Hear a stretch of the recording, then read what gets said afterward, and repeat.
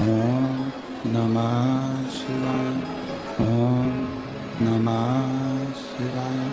विश्वनाथ भगवान की जय। महाकालेश्वर भगवान की जय। ओंकारेश्वर भगवान की जय। कुबेरेश्वर महादेव की जय। हर हर महादेव। हर हर महादेव। हर हर महादेव।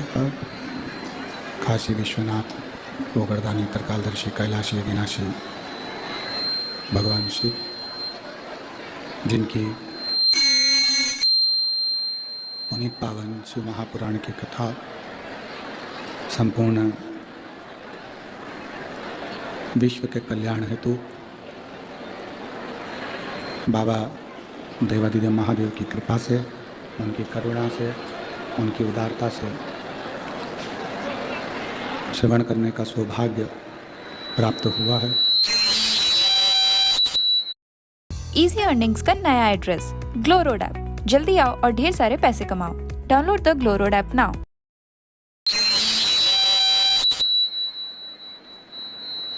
बड़े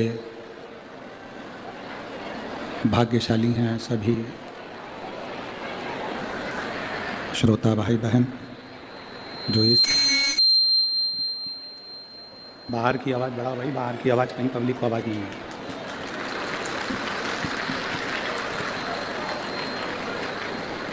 बड़े भाग्यशाली हैं सभी श्रोता भाई बहन जो इस पवित्र बठिंडा पंजाब की इस पवित्र भूमि पर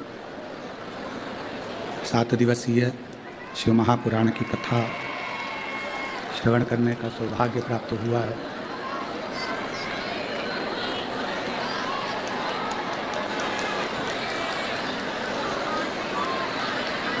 भगवान शिव की कृपा से, उनकी उदारता से ये पवित्र शिव महापुराण की कथा। एलईडी चालू करिए, एलईडी चालू करिए। जो संपूर्ण विश्व के कल्याण हेतु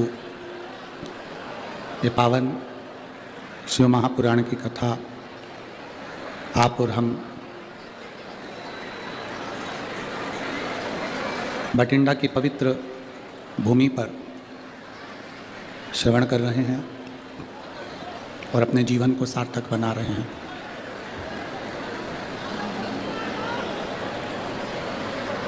कथा के मुख्य आयोजक के रूप में श्री बांके बिहारी सेवा समिति भटिंडा पंजाब, कथा के मुख्य यजमान श्री अमरजीत जी मेहता पंजाब क्रिकेट एसोसिएशन समाज सेवी भटिंडा पंजाब से। एक बार यजमान परिवार के लिए जोरदार ताली बजाकर स्वागत, वंदन, अभिनंदन। जिन्होंने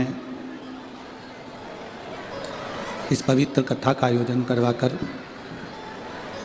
संपूर्ण पंजाब प्रदेश वासियों का और संपूर्ण क्षेत्रवासियों का भक्तिमय कल्याण किया है। ये प्रभु की कृपा और उनकी उदारता ही है जो अविरल भक्ति, विश्वास, भरोसा हम भगवान शिव की पवित्र कथा से प्राप्त कर रहे हैं। कथा मंडप में विराजमान श्री SPS परमार जी, ADGP पंजाब पुलिस, एक बार उनके लिए भी बहुत जोरदार ताली बजाकर स्वागत। मैं साधुवाद देता हूँ माननीय SPS परमार जी को।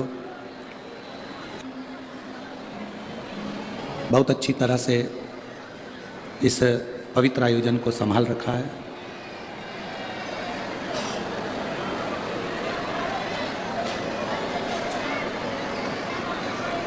शिव कृपा, भगवान शंकर की उदारता, करुणा। LED चालू करिए, LED वाले LED चालू करें। एक मानव का जीवन जिसमें 3.5 करोड़ रोम छिद्र हैं, 21,600 श्वास प्रतिदिन इस मनुष्य के शरीर से निकलती है। ये मानव के शरीर से 21,600 श्वास प्रतिदिन आना जाना करती है, प्रतिदिन।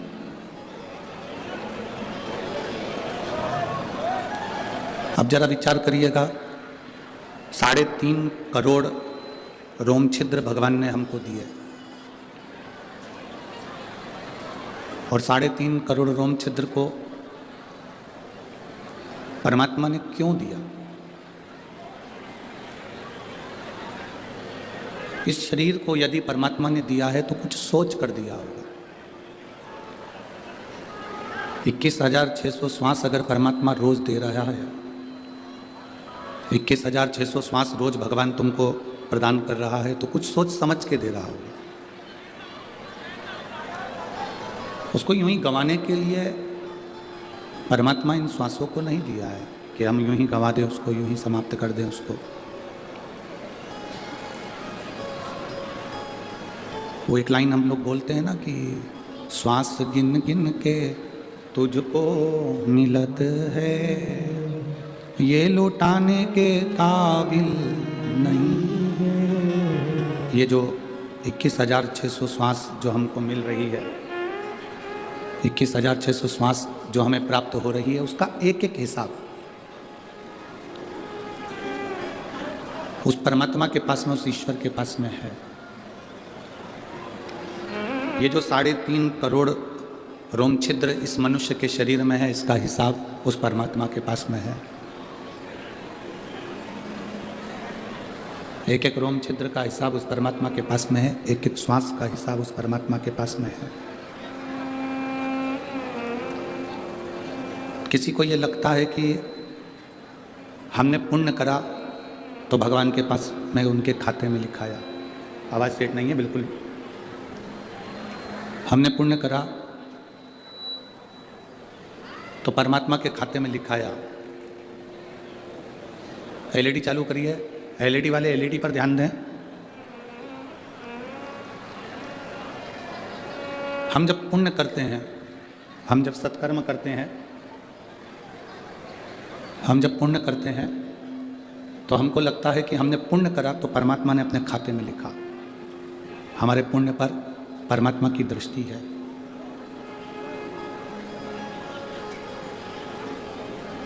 पर जब हम पाप करते हैं, बेकार काम करते हैं, तो हमको लगता है कि वो परमात्मा ने हमारा काम देखा ही नहीं। शिव महापुराण की कथा कहती है,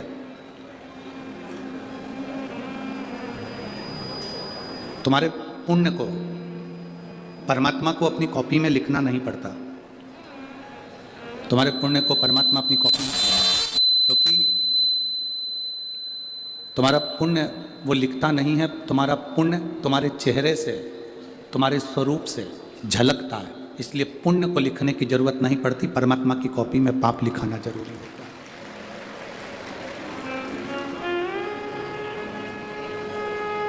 जैसे हम सहज भाषा में कहें कि क्रीम की जो चमक होती है,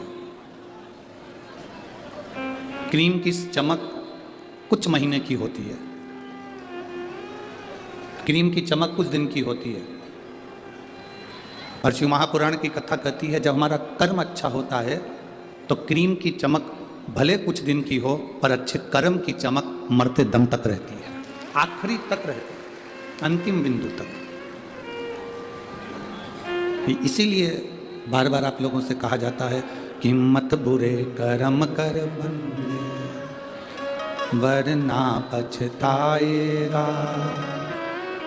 भगवान की आंखों से तू बच नहीं पाएगा, तू बच नहीं पाएगा।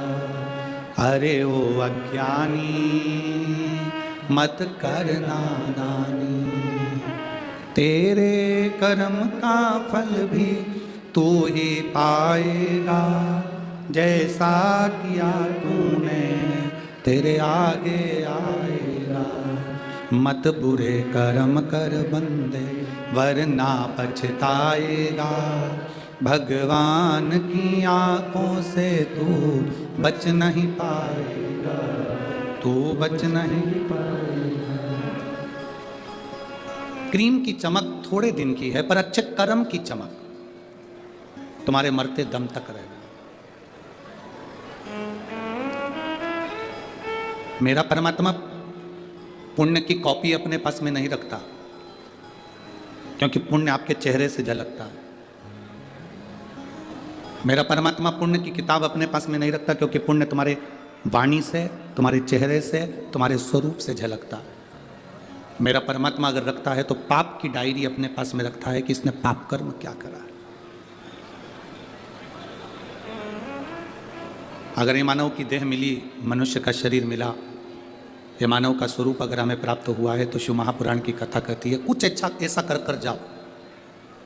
नौकरी सब करते हैं, व्यापार सब करते हैं, सर्विस सब करते हैं,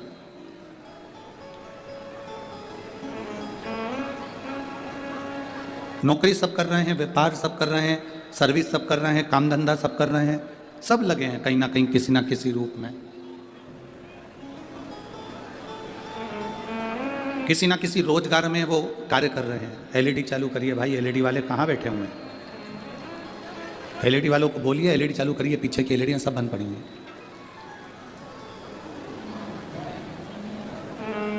महाराज, ऐसा कोई व्यक्ति नहीं जो अपने कर्म में तल्लीन नहीं। कुछ दुकान धंधा पानी कर रहे हैं तो कुछ नौकरी कर रहे हैं,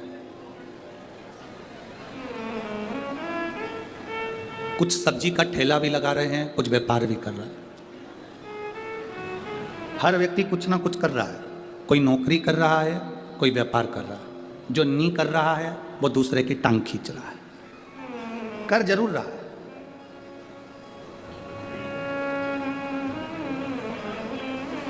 शिव महापुराण की कथा कहती है अपनी जिंदगी में कभी हार मत मानो, अपने जीवन में कभी हार मत मानो। शिव महापुराण की कथा कहती है कि जिसने जीते जी मरते दम के पहले भी हार मान ली तो समझ लो कि वो जीते जी ही मर गया। जो हार नहीं मानता वो एक दिन जीत कर ही बताता।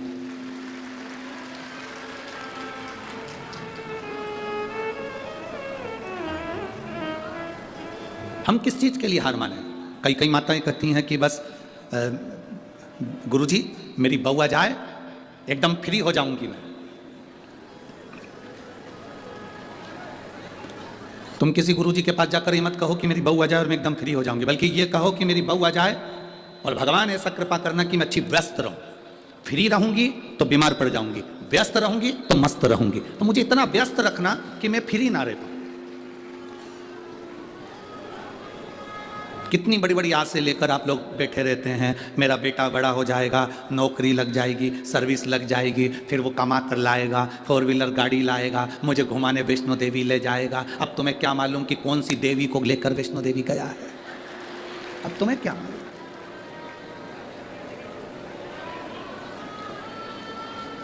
कितनी बड़ी बड़ी आस आप लोग जोड़कर बैठे हो। मेरी बहू आ जाएगी, मुझे गरम गरम भोजन देगी, गरम गरम खाना देगी। अब वो गरम गरम खाना दे रही कि डंडे दे रही, अब ये तो वो ही जाने जिसकी आई है, जिसकी आई वो जाने।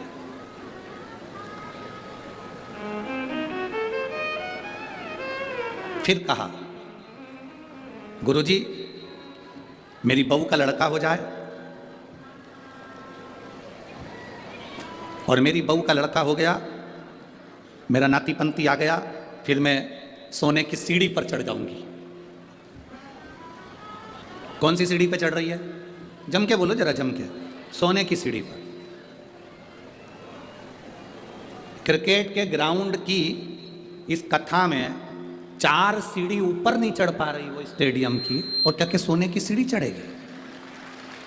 जरा विचार करिए। 4 सीढ़ी चढ़ने में 50 बार सोच रही मां बैठूं, वाह भैया मेरे से तो नहीं चढ़ी जाए, मैं तो नीचे बैठ जाऊँ। और आस कितनी है, हे भोलेनाथ मेरी बहू के घर में छोरा आ जाए, छोरे का छोरा हो जाए, सोने की सीढ़ी चढ़ जाऊं। घर की 4 सीढ़ी चढ़ नहीं पा रही, स्टेडियम की 4 सीढ़ी चढ़ नहीं पा रही, और सोने की सीढ़ी चढ़ने की आस लेकर बैठी है। शिव महापुराण की कथा कहती है कोई आस संसार के लोगों से मत लगाओ। गुरु नानक देव जी ने बाले से कहा था, बाले जब हम संसार के लोगों से आस लगाते हैं तो वो आस टूटती है, और जब हम ईश्वर से आस लगाते हैं वो हमेशा सफल होती है, टूटती नहीं।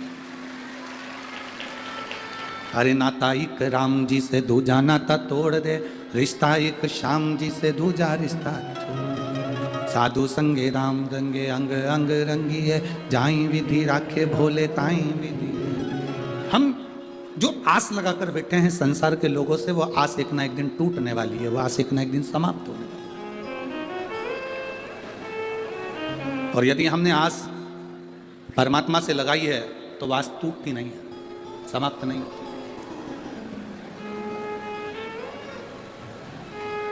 ये बड़ी विडंबना है इस चीज के लिए। एक लड़के ने अपने ऑफिसर से एक प्रश्न किया। एक लड़का अपने ऑफिसर से प्रश्न करा कि सर, गजल में और भाषण में क्या अंतर है? एक लड़के ने अपने ऑफिसर से प्रश्न करा, सर गजल में और भाषण में क्या अंतर है? तो ऑफिसर ने कहा कि ये पब्लिक चिल्ला रही है, आप लोग बैठे हुए हो, थोड़ा ध्यान नहीं दे पा रहे हैं कि क्यों चिल्ला रही है, तो एलईडी चालू करवाओ ना, बोलो उसको, एलईडी वाले को।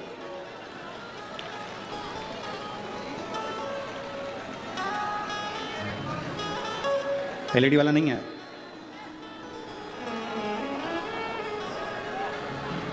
आप लोगों से निवेदन, अगर एलईडी चालू नहीं है तो आप आराम से बैठकर कथा का रसपान ग्रहण करिए।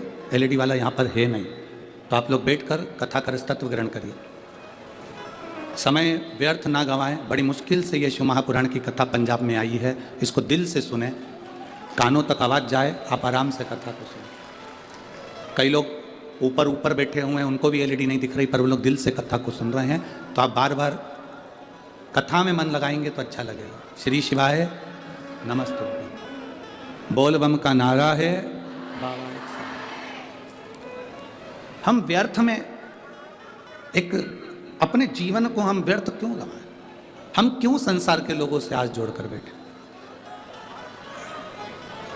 हमने परिवार से आस लगाई, हमने नातेदारों से आस लगाई, रिश्तेदारों से हमने आस लगाई, पर भगवान से हम आस लगा कर नहीं बैठे। मेरी भटिंडा की जीजियों और मेरे जीजाओं, मेरी बहनों, मेरी बेटियों, बेटाओं, एक बात अपने भीतर उतार कर रखना।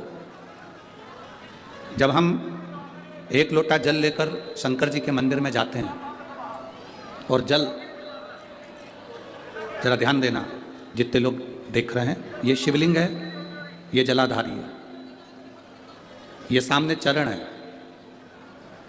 शिवलिंग, जलाधारी, और यहाँ से जहाँ पानी बहता वो स्थान। शिवलिंग के ऊपर होती है जलाधारी, जिसमें से एक एक बूंद पानी टपकता रहता। सबने दर्शन करे हैं ना? जो ऊपर से पानी गिरता रहता है एक एक बूंद, वो शंकर भगवान की 5 बेटियां हैं। शिव जी की 5 लड़कियां, जया, विशारा, शामलीवारी, दौतली और देव। ये शिव जी की 5 बेटियां। इन 5 बेटियों का नाम हमने पहले भी आपको कहा। रात्रि को जो नींद की गोली खाकर सोता है, उससे हम निवेदन करेंगे कि 1 हफ्ते आप नींद की गोली मत खाओ। पलंग पर सोने से पहले मोबाइल बंद करने के बाद हाथ में थोड़ा सा जल लो। जया, विषहरा, शामरीवारी, दौतली, देव, 5 लड़कियों का नाम लेकर आचमन कर कर आप सो जाइए। आपको नींद की गोली खाने की जरूरत नहीं पड़ेगी, सुबह आराम से आपकी नींद खुलेगी, आपको जरूरत ही नहीं पड़ेगी। आप शिव जी की 5 बेटियों का स्मरण करना प्रारंभ करिए, आपको उसका लाभ मिलेगा। तो ये जलाधारी के ऊपर से जो बूंद बूंद पानी नीचे गिर रहा है, ये जलाधारी, ये जहां से जल नीचे बहता है वो स्थान। जिस व्यक्ति ने अपनी जीवन काल में परिवार से, कुटुंब से आस नहीं लगाई, भगवान को अगर जल चढ़ाने के लिए, शिवलिंग पर जल चढ़ाने के लिए शिव मंदिर जा रहे हो और तुम्हारे को लगता है कि आज मेरा ये कार्य है और बाबा तुम मुझे पूरा करना, आज मैंने संसार वालों से आस नहीं लगाई, आपसे आस लगाई है, तो जल चढ़ाने के तरीके को बदल लो। हाथ में जो जल है उस जल को यहाँ जो अशोक सुंदरी का स्थान है, यहाँ से जल चढ़ाते चढ़ाते शिवलिंग पर पूरा जल समर्पित कर दो। 1 या 2 बार कर देखना, आपको दुनिया से आस लगाने की जरूरत नहीं पड़ेगी, बाबा का कार्य सफल जरूर करेगा। थोड़ा सा तरीका चेंज है जल चढ़ाने। अशोक सुंदरी से चालू करोगे, शिवलिंग तक लेकर जाओ। अशोक सुंदरी से ये जो जलाधारी जल बहता है, यहाँ से चालू कर कर शिवलिंग तक उस जल को लेकर जाओगे। जब हम भगवान देवाधिदेव महादेव को जल चढ़ाते हैं, उसके 5 अलग अलग तरीके हैं। बहुत सावधानी से सुनना कथा, आपकी और हमारी जिंदगी की सार्थकता को सिद्ध करने वाली कथा। आज पंजाब की इस पवित्र भूमि पर अगर यह प्रसंग निकला है तो इसको आप अगर सुनेंगे तो आपका जीवन सार्थक होगा। शिव जी को 5 तरह से जल चढ़ाने का तरीका है। जैसे पंचामृत होता है, दूध, दही, शहद, घी, शक्कर, ये सब पंचामृत के अंतर्गत आते हैं। उसी तरह शंकर जी को 5 तरह से जल चढ़ाने का क्रम वर्णित किया गया। आप उसको समझेंगे, बहुत सावधानी से समझिएगा। पहला, जल लेकर आए, सीधे डायरेक्ट शंकर भगवान के शिवलिंग पर चढ़ा दिया। यह प्रथम जल का चढ़ाने का तरीका। दूसरा, जहां से पानी बहकर जाता है, जहां से जल बहकर जा रहा है, उसके ठीक विपरीत जल उत्तर में जा रहा है, आप दक्षिण में खड़े होंगे और दक्षिण में खड़े होकर उत्तर की ओर मुख करेंगे और शिव जी को जल समर्पित करेंगे। यह रोग मुक्ति करने वाला है और हमारे रोग पर हमें विजय प्रदान करने वाला है। यह जल चढ़ाने का तरीका। एक, सीधे मंदिर में गए, लोटा भर कर जल उठाया, शिव जी को चढ़ा दिया। दूसरा, जल जहाँ से पानी बहता है, शिव जी का चढ़ा हुआ जल जहाँ से बहकर जाता है, उसके ठीक विपरीत में शिव जी का जल इधर जा रहा है तो तुम यहाँ खड़े हो, तुम यहाँ बैठो, यहाँ मत बैठना, यहाँ मत बैठना, इधर बैठो। अगर रोग का निवारण है तो यहाँ बैठकर।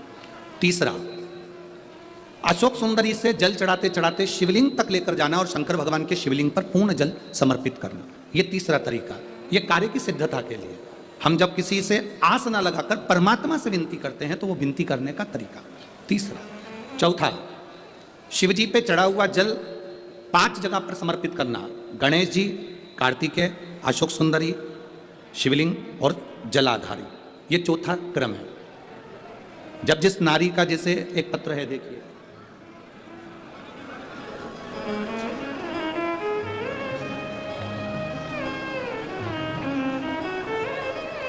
मेरा नाम मोनिका है, मेरे पति का नाम संजय सिंह है। मैं दिल्ली स्वरूप नगर की निवासी हूँ। कहीं बैठी हों तो हाथ हिला सकती हैं। अगर कहीं बैठी हों तो हाथ हिला सकती हैं। मेरा नाम मोनिका है, मेरे पति का नाम संजय सिंह है। मैं दिल्ली स्वरूप नगर की निवासी हूँ। मेरा फ़ोन नंबर ये है। कहीं बैठी हैं? अच्छा, सीढ़ी पर है। ठीक है, आप हाथ हिला दीजिए। श्री शिवाय नमस्तुभ्यम। ठीक है, कैमरे वालों को दिख गया है ना? ठीक है।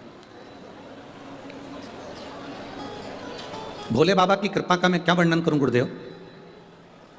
आप जो जल चढ़ाने का तरीका वर्णित करते हो, अगर उसको नियम से धारण करने वाला व्यक्ति होता है तो बाबा सुनता जरूर है। गुरुदेव, 2013 में मेरी शादी हुई, मुझे संतान का सुख नहीं हुआ।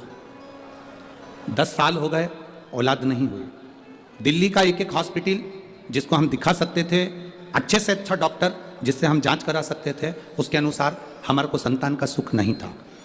आयुर्वेदिक डॉक्टर, अंग्रेजी दवाई, होम्योपैथिक सब कराई, IVF भी कराया तो भी संतान का सुख नहीं आया। आखिरी में डॉक्टर ने कह दिया, इधर उधर मत भटको, तुम्हें संतान नहीं होगी।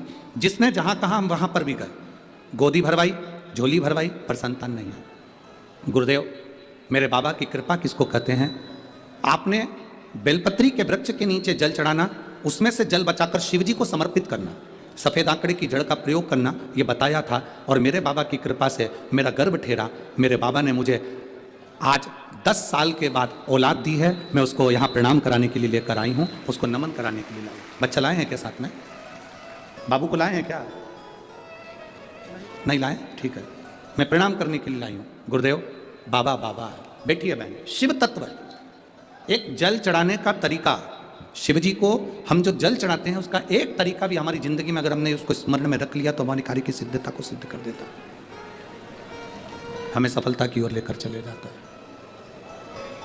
सीधे जल चढ़ाना, दक्षिण में बैठकर उत्तर की ओर मुख कर जल चढ़ाना, अशोक सुंदरी से लेकर शिवलिंग तक जल चढ़ाना, 5 स्थान पर गणेश, कार्तिकेय, अशोक सुंदरी, जलाधारी, शिवलिंग पर जल चढ़ाना 5 स्थान पर, ये चौथे नंबर का। और 5वां जल समर्पित करना, 5वें नंबर का। शिव जी को 5 नंबर का जो जल आता है, जो जलाधारी है, ऊपर जिसमें पानी भरा रहता है और नीचे एक एक बूंद टपकता रहता है, जलाधारी में जल समर्पित कर कर उसी जल को बचाकर अशोक सुंदरी वाली जगह पर थोड़ा सा चढ़ाकर उसी में से जल शिवलिंग पर जब हम समर्पित करते हैं तो हम जिस कार्य के लिए जा रहे हैं वो कार्य सफल होता ही है। ये 5वां नंबर का जल समर्पण। एक पत्र हो रहे,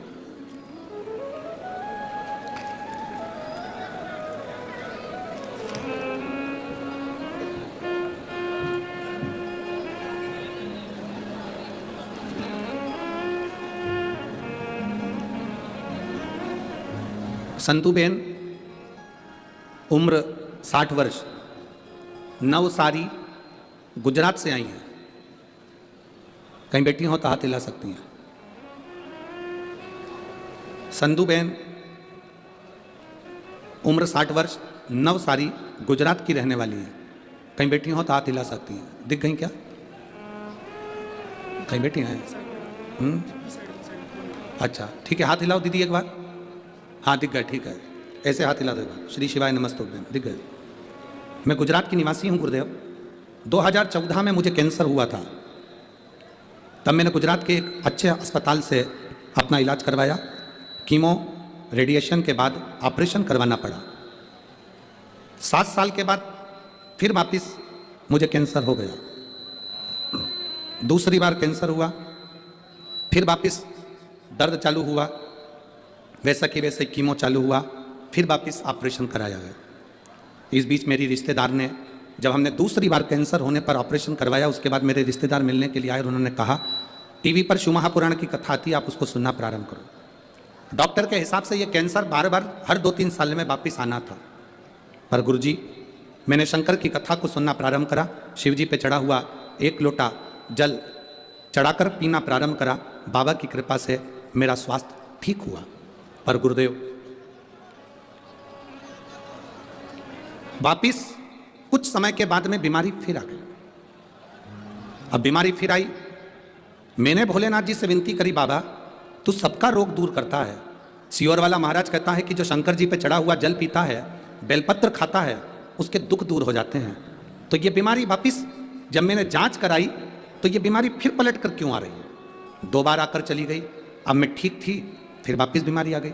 गुरुदेव, ये यहाँ आने के 10 दिन पहले की बात बता रही हूँ। मुझे वापस कैंसर बताया। 10 दिन पहले मुझे कैंसर बताया। मैंने बाबा से कहा, बाबा ये बीमारी कैसे पलट कर आ गई, जब तो मैं बेलपत्र भी खा रही हूँ और जल भी पी रही हूँ। मेरा विश्वास नहीं माना और मैंने फिर बाबा के मंदिर में जाकर बाबा को अशोक सुंदरी वाले स्थान पर जल चढ़ाकर शिव जी को जल चढ़ाया और थोड़ा सा जल बचाकर बेलपत्र को चढ़ाया, थोड़ा सा जल नंदी को समर्पित करा, चारों जगह का जल लेकर आचमन करा। आचमन करने के बाद मैंने वापिस दूसरी बार जांच कराने के लिए हॉस्पिटल में मेरे परिवार वाले लेकर गए। तो मैं बाबा को कहकर गई, अगर मुझे कैंसर अब नहीं होगा और अच्छी हो जाऊंगी तो जहां कथा अभी हो रही होगी वहीं पर जाऊंगी। बाबा ने ऐसी कृपा करी, मेरी रिपोर्ट नील आ गई। इसलिए मैं बाबा को प्रणाम करने के लिए आई। बैठिए बहन। श्री शिवाय नमस्ते। शिव तत्व ओघड़ी है शम। 5 स्थान, 5 तरह का जल चढ़ाने का समर्पण। अब आपको बोलना है, हमें सुनना है। पहला स्थान डायरेक्ट आए, बोलो जम के, कहां चढ़ाया? शिव जी पर। दूसरे नंबर का जम के बोलते जाओ, दक्षिण में बैठकर उत्तर की ओर मुख कर कर शिवलिंग पर समर्पित करना। तीसरा, अशोक सुंदरी से शिवलिंग तक।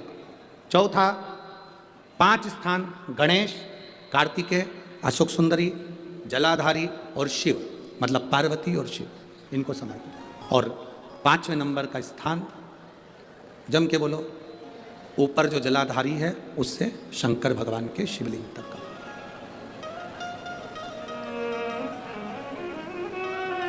कोई दवा। अब कई लोग कहते हैं गुरुजी ये क्या तरीका है आपका? शिव जी को डायरेक्ट जल चढ़ाने का तरीका होता है, तुमने तो 5 तरह का तरीका बता दिया। कभी कभी डॉक्टर के पास जाओगे वो ग्लूकोज की बोतल चढ़ाता है। बोलो चढ़ाता है कि नहीं चढ़ाता? अब तुम डॉक्टर से कह दो साहब ये ग्लूकोज की बोतल मत चढ़ाओ, मैं तो इसको पी जाती हूँ, डॉक्टर साहब बोलेगा कि पी जाओ इसको? बोलो तो जम के। नहीं ना, डॉक्टर मना करेगा, नहीं नहीं इसको तो तुम्हें निडल द्वारा शरीर में धीरे धीरे नस के द्वारा इसको लेना पड़ेगा और ये पी नहीं सकते। एक ग्लूकोज की बोतल है, इसको तो आप डायरेक्ट पियोगे नहीं, इसको हम डायरेक्ट पीने नहीं देंगे। दवाई होगी पीने देगा, गोली होगी खाने देगा, ग्लूकोज की बोतल होगी उसको निडिल के द्वारा चढ़ाएगा, वो पीने नहीं देगा। उसी तरह अलग अलग तरीके की दवा अलग अलग तरीके से ली जाती है। कोई दवाई डॉक्टर कहता है रात को लेना, कोई दवाई सुबह लेना, कोई कहेगा दोपहर में लेना, कोई कहेगा कि इसको दूध से लेना, कोई कहेगा इसको पानी से लेना। तो ये उसकी तरीका अलग है, हमें उस तरह से वो दवाई असर करती है। और तेरा ही दिया मैंने खाया लिया है, तेरा शुक्रिया है, तेरा शुक्रिया है, मुझे भोले बाबा ने बहुत दे दिया है, तेरा शुक्रिया है, तेरा शुक्रिया। शिव को मनाने का तरीका अलग अलग है, हम उसको समझें बस।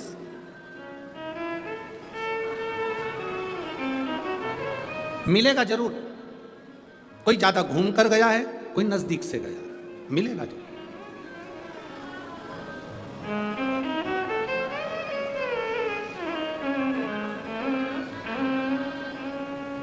कई लोग ऐसे हैं जो कहते हैं गुरुजी हम शंकर जी को नहीं मानते, हम राम जी को मानते हैं। ठीक है, कोई कहता है हम कृष्ण भगवान को मानते हैं, ठीक है, कोई कहता है हम गुरु नानक देव जी को मानते हैं, ठीक है, कोई कहता है हम दत्त को मानते हैं, ठीक है, कोई कहता है हमारी विट्ठल को मानते हैं, ठीक है। तुम चाहे गुलाब जामुन खा लो, चाहे जलेबी खा लो, चाहे रसगुल्ला खा लो, खाने के बाद जाएगा कहाँ? बोलो बोलो जम के बोलो, पेट में। चाहे तुम राम कहो, चाहे तुम